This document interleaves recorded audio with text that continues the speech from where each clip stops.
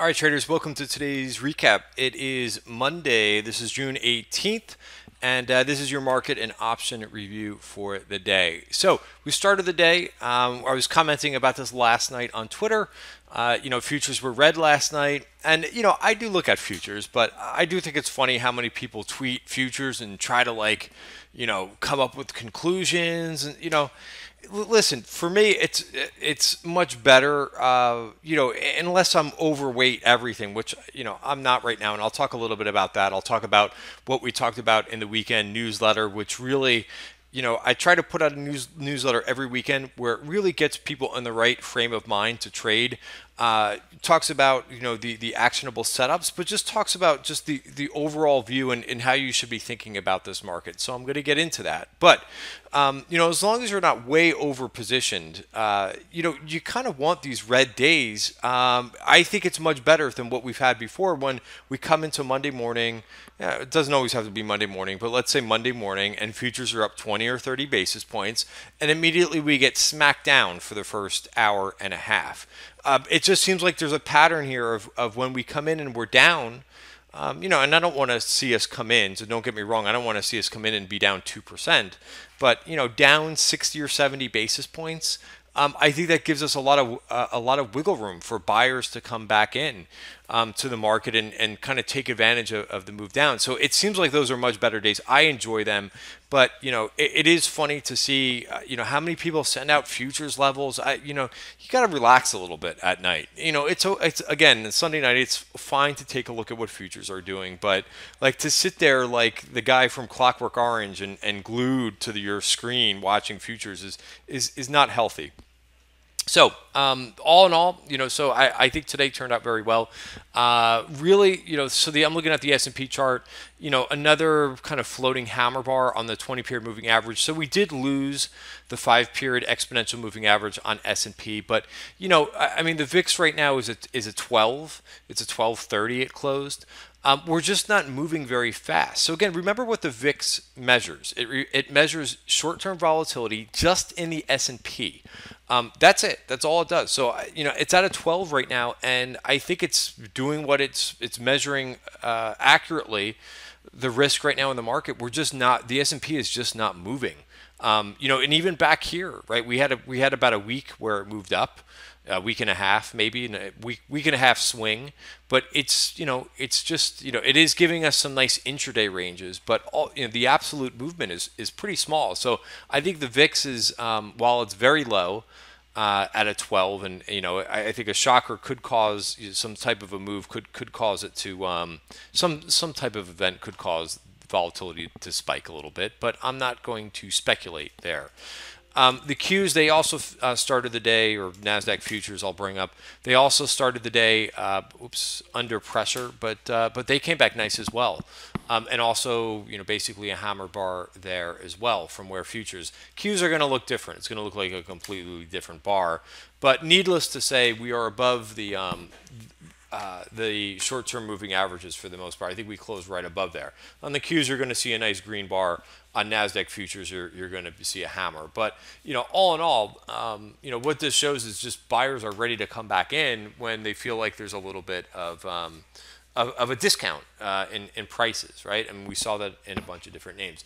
And then really kind of last but definitely not least is IWM. IWM made a 52-week high today, and this is what I bought today. This has been my go-to day trade, which has worked very well. And again, it's been basically just a scalp for me. I actually let go of this too early, but I bought right on the first 5-minute bar. Because why small caps? Because they're going down in sympathy, but the small caps seem to be outperforming. Because again, we kind of have a macro tape going on right now where people are fixated on a possible trade, everything that you read, the big headlines, right, and what financial media wants to talk about. So small caps are a little bit more sheltered, and they're showing really nice relative strength. So I think that's pretty logical as well. Yeah, I did not hold on to this to the end of the day. I just was looking for, again, and every time you get into a trade, you should be asking yourself, because this is going to come up later in the video, where you think the trade, what you're looking to get out of the trade, right? Every time you before you click the mouse and get into a trade, you should already know where A, it's not going to work out. That's the most important thing. And B, where you think it's going to go. This should not be something that you're doing in the midst of a trade. But I was just looking for this to kind of get to the top of value, and that's it. That's where I got out of it. Perhaps in hindsight, there's always things that anybody can improve on. Perhaps I should have left a runner on for the day. I mean, it did actually get back into value, but then it just took off again. So actually, I could have played this twice. But I did this on Friday too, and Friday ended up being a nice trade that expired same day. So again, small caps seem to. And you go back to this you go back to the daily chart, and I mean, this is just pretty tremendous. It's one of the few I could use many adjectives, I should say, but that's a huge move that we've been seeing in small cap. So really, a lot of strength in this market if you're going to the right places. So again, you have to be pretty nimble in this market. Pay attention to the tape. I mean, that's basically what I do is I study a lot of charts over the weekend. My girlfriend hates me for it, but I mean, honestly, it really helps me prepare for the week and knowing what's really moving and what has strength to it, because there's a ton of positions, and I'll just give you the one example which I've showed before. But for example, if this kind of sums it up here. If you look at the IBB chart, the biotech chart is up like 2 or 3% year to date. It's sideways as hell, right?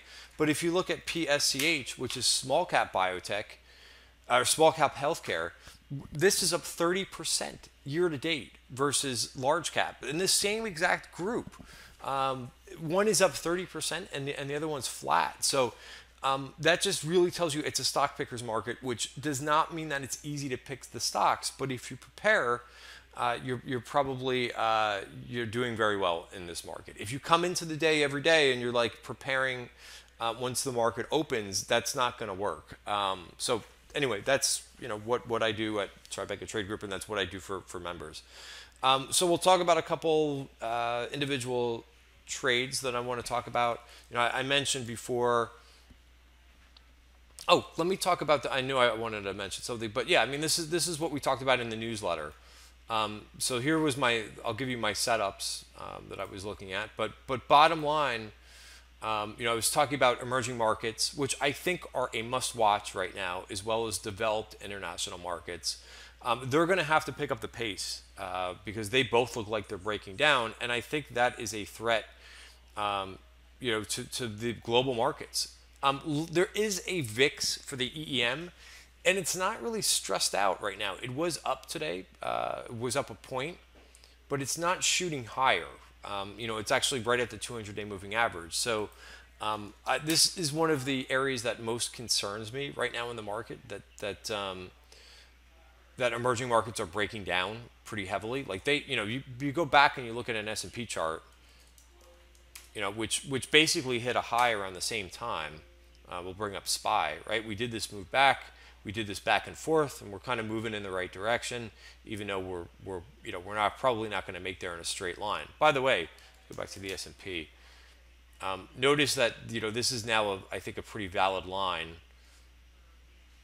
If I can get this to come up, I've got a red line. I know it's hard to see probably on my charts, but this is where we stalled out in February, March, and also just recently.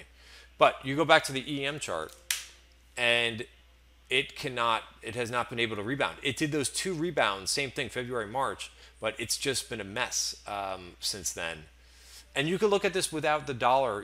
Part of it is when you are investing in something like this ETF, you're basically short the dollar. So if the dollar goes up, I think that's HEEM. That's still, so this is basically in dollar terms, but it's also breaking down and below the 200-day moving average. So when you strip out the currency effect, it's still not looking too great. All right, and copper is also giving back all of those gains, which I know there's a little bit of a correlation to copper and emerging markets. But anyway, that's what has me most concerned. Besides that, there's plenty. Even though, as I said in the weekend newsletter, I talked about how far we are right now in, the cues above the 50-day moving average. At some point, we will probably get a check back. When that happens, I don't know. I'm not going to try to predict that. But we know that the last time we got way above the 50-day moving average, as we are now, we did get a check back and volatility. All right. So my stance is to be selective and, try not to load the boat on trades. So that you could take the opportunity if there's going to be some type of a tape bomb, whatever it is, whether it's something with a trade war that happens overnight, China retaliates. You want to be ready and available to deploy, new money to buy the dip like a lot of people were doing today. All right, so a couple of my ideas. First one I'm going to go over. Here was my target going into the box trade. That I got into. I got into this trade towards the end of last week. I think it was Thursday. Held support, and I said, "Hey, I'm looking for this thing to get to 28.53." Now, I'll take it all in one day. It went all the way to my target. So what did I do for this trade? At the end of the day, and this is really good trade management. So it's good to talk about this for a minute. But this was a huge winner for me today. Really nice, and I hope a lot of members took this trade as well. That was sent out on the private Twitter feed. Multiple spots I sent this trade out, but it's just about to cross over for a new MACD crossover, be a bullish crossover. So I was in July calls. So what do I do? So first of all, I took targets in the July calls, but I still was letting the last piece run. At the end of the day, what I decided to do is take my profits and get out of the July calls and do what we see on the tape all the time. Try to let that winner run as much as possible. All along, you want to take profits. You want to convert your paper profits to real profits. But that last piece, you got to have in this game big winners to balance out your small losers that you're going to have. Nobody is not going to have losers. It's how you manage the losers, and it's how you manage the winners too. So what I did is I got out of the balance of my July calls and rolled out and up, rolled to August and to a higher strike. So I still have a portion of the trade on. I'm going to let this one win, but there's no reason it's doing what we want it to. It may have a little bit of difficulty trying to break out further here with this resistance, but as well as this top of value. But I've already locked in gains, so I'm playing with the house money right now. All right, so that was our number one setup that we had. Number two setup that we had was HDP, which is an application software name that just hasn't gotten going, and we saw more calls going up today. And a very easy trade. I like the keep it simple approach where you could define your risk as easy as possible. I mean, it's a $19 stock. So you don't have to mess with options if you don't want to. You could do, I've been doing kind of a little bit more of a combination of stock trading with names that are trading under $30, $35 as well as options. So I kind of have a little bit of both. So you've got a position on and you've got a little bit of leverage to it. I think that's a good approach here too. And then just use the 200-day moving average as your stop and let this thing go where it wants to go. Maybe it gets up to here, maybe even here. But it's definitely out of this, and we saw repeat call buying in this today. So really nice. Another name, setup number 3 did not trigger yet that I had that I was talking about in this weekend's newsletter. I have an alert which is actually fading from here a little bit. I have it right at this 34 level, so you kind of sit on your hands. Some setups that we look at are not going to actually trigger just because we see call buying in it. To me, it's just an idea. I think that gets lost on Twitter a lot. For me, I will say it again, I say it all the time, it's just an idea. Just because there's call buying in it does not mean the stock is going to go up. There's plenty of examples of call buying and it doesn't work. So it really it has to fit into your game plan. So for me, if this name's going to go up, it's got to get through that resistance. It's got to get through 34. And I'm okay being a little bit late, making sure that it's going the right way rather than going back to down here. All right, so there's a couple setups for you. I will talk just quickly about the option activity today, which I thought was pretty good. They went right after Tesla calls, right in the beginning of the day. Tesla was a big winner. I didn't see where Tesla finished, but yeah, very close to the highs. But they bought on that weakness. Whenever there's headlines about a crash or whatever, it's usually a pretty good buying opportunity. People tend to go crazy when something's posted on Twitter, for whatever reason. There's accidents that happen all the time in cars. Everybody makes a big deal out of something that happens with a Tesla. I don't get it. But anyway, it seems to be more often than not a buying opportunity. So that's what they did. They bought weeklies, and I think they cashed in pretty nicely on that. Energy. So I spent a little bit of time talking about tech. A couple tech names. Also, which was a name that I talked about last week, was Workday. Huge. Another nice mover today. Looks like it did not finish right on the tippy top highs of the day, but I was looking for this to get back into value. So it's definitely moving the right way. You got a new MACD crossover on Workday. Also, Adobe did, this whole group, again, it's good to pay attention to what names are showing the strength, even in the down market. Adobe, sometimes you have to wait to T+3 for earnings names, except when they're really strong. Adobe, had one day of weakness and is almost back to that 52-week high. Really strong. But actually, energy, has kind of been in the doghouse. Had a nice reversal day. Went lower. If you did look at what oil was doing last night, it was decently lower. It came back to finish up on the day. So it's going to be probably pretty tricky with oil names this week. You've got the OPEC meeting on Friday. But we did see some call buying. RRC, which I've been watching for a while. I did start a position in RRC today. It's got to stay above this level. 200-day moving average. So it's pretty darn near close. We also saw some call buying in Oxy today. Big call. I didn't check to see if it was against shares.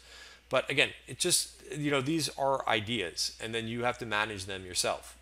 I would have liked to see this Oxy close above the short-term moving averages. So nothing to do yet. That would be a buy signal for me if it took that step. We also saw a little bit of call buying in the financials. Wells Fargo is probably the name that we've seen of the big banks where we've seen the most call buying. It did finish up on the day, which is a change. It's got to get above the 200-day moving average, but that's the name that they keep going after. There was a little bit of Citigroup calls as well. These names have been pretty beaten up. I think they're worthy if call buyers start to really come in and do some heavy buying. That may be a good signal that institutional buying is starting to take advantage of this move down. But I'm not, regardless of the group kind of feeling like it's a bit on sale right now, I still would not take a larger than normal position in any of these names. I think they're good for a trade. If we do see additional call buying, but I still think these names are troubled. I don't want to go into it in this video, but I think there's a lot of reasons why I don't want to own the banks versus I do want to own the banks. GameStop, they bought some calls going into this one. A couple smaller trades. Again, I'm not going to spend that much time, but QD July calls. This is another China name. This is more on the banking side or finance side. Duluth saw some calls. I mentioned HDP calls already. I mentioned Wells Fargo. NDLS. These are kind of interesting charts. Look at the move in noodles. And you have to take a step back just to kind of see where this name has been. This used to be a $44 stock. It's now a $10 stock. So you could see it's been basing for a while now here. So this looks interesting to me. Again, if you kind of focus in the last 6 months, you're like, oh, geez, I don't want to buy it overbought. But this was a $44 stock at one point. Also, Duluth is another one that's been on a run right now. Again, has come from much higher levels. Maybe not as drastic as as noodles, but higher. There's also there's a couple weekly trades that caught my eye. Square calls were bought a couple times. Also, Boeing calls, which Boeing I think gave people the fake out.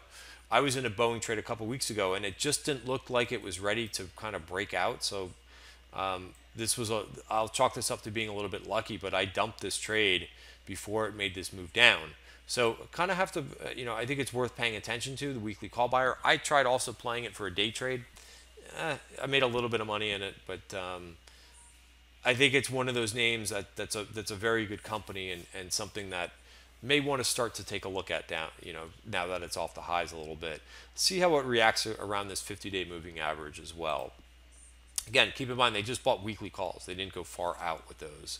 TRXC, which is maybe I'll leave it here, but there are a few more trades I could probably go over. TRXC is a very small cap biotech name, but 52-week high and breaking out of this pattern here. And there was a decent amount of calls that were bought in this name. Again, I personally would not even mess with the October 3-strike calls. It's a $4 stock. Make it a little bit easier on yourself and maybe just buy the stock, in my opinion. Again, this video is just for information purposes only, but I wouldn't mess with the options here. All right, guys, that's it for today's recap.